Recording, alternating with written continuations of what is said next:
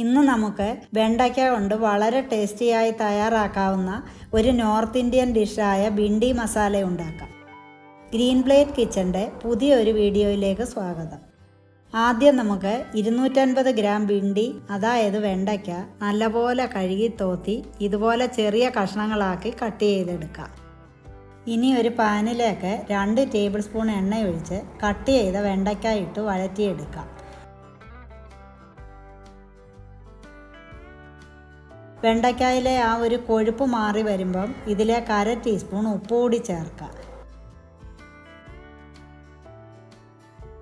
ഇപ്പോൾ വെണ്ടയ്ക്ക വഴണ്ട് ഒരു ലൈറ്റ് ബ്രൗൺ കളറായിട്ടുണ്ട്. ഈ പരുവത്തിൽ ഇത് കോരി മാറ്റി വയ്ക്കാം.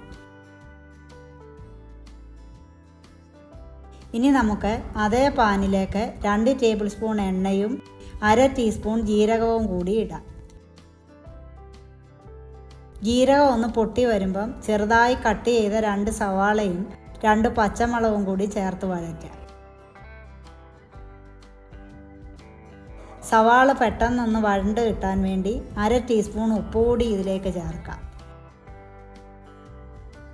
സവാളയൊന്ന് സോഫ്റ്റായി വരുന്ന പരുവത്തിൽ ചതച്ച് വെച്ചിരിക്കുന്ന 1/2 ടേബിൾ സ്പൂൺ ഇഞ്ചി വെളുത്തുള്ളി കൂടി ചേർത്ത് വഴറ്റാം.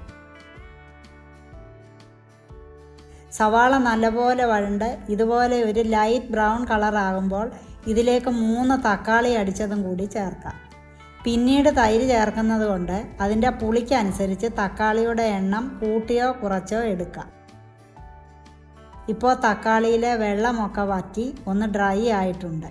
ഇനി ഇതിലേക്ക് 1/4 ടീസ്പൂൺ മഞ്ഞൾപ്പൊടിയും 2 ടീസ്പൂൺ മുളക് പൊടിയും 1 ടീസ്പൂൺ മല്ലിപ്പൊടിയും കൂടി ചേർക്കാം.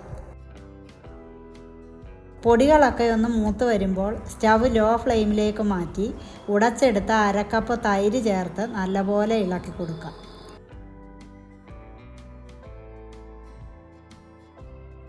തൈര് നല്ലപോലെ മിക്സായി അതിന് എണ്ണ തെളിഞ്ഞു വരുന്ന പരുവത്തിൽ 1 കപ്പ് ചൂടുവെള്ളം കൂടി ഒഴിക്കാം.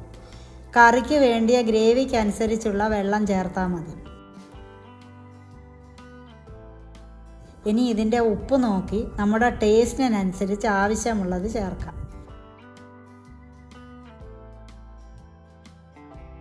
ഗ്രേവി ഒന്ന് തിളച്ച് വരുമ്പോൾ ഇതിലേക്ക് വഴറ്റി വെച്ചിരിക്കുന്ന വെണ്ടയ്ക്ക ഇടാം.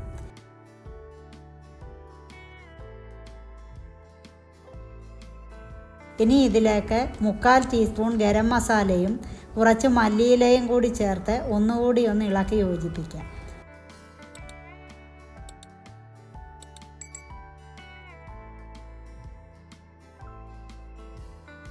ഇനി ഇതൊരു 5 മിനിറ്റ് ലോ ഫ്ലെയിമിൽ അടച്ചു വെക്കാം. ഇപ്പോൾ 5 മിനിറ്റായി. ഇനി ഇതൊന്ന് നോക്കാം. മസാലയൊക്കെ വെണ്ടയ്ക്കയിൽ നന്നായി പിടിച്ചു വന്നിട്ടുണ്ട്. അങ്ങനെ നമ്മുടെ ഭിണ്ടി മസാല തയ്യാറായിട്ടുണ്ട്. വെണ്ടയ്ക്ക കഴിക്കാൻ മടിയുള്ള കുട്ടികൾക്ക് പോലും ഇഷ്ടപ്പെടുന്ന ഈ റെസിപ്പി ചപ്പാത്തി പോലെയുള്ള ഏതിൻ്റെ കൂടെയും കഴിക്കാൻ നല്ല ടേസ്റ്റാണ്. എല്ലാവരും ഇത് ട്രൈ ചെയ്ത് നോക്കണേ. ഇതുപോലുള്ള റെസിപ്പികൾക്കായി ചാനൽ ഇപ്പോൾ തന്നെ സബ്സ്ക്രൈബ് ചെയ്യാൻ മറക്കല്ലേ.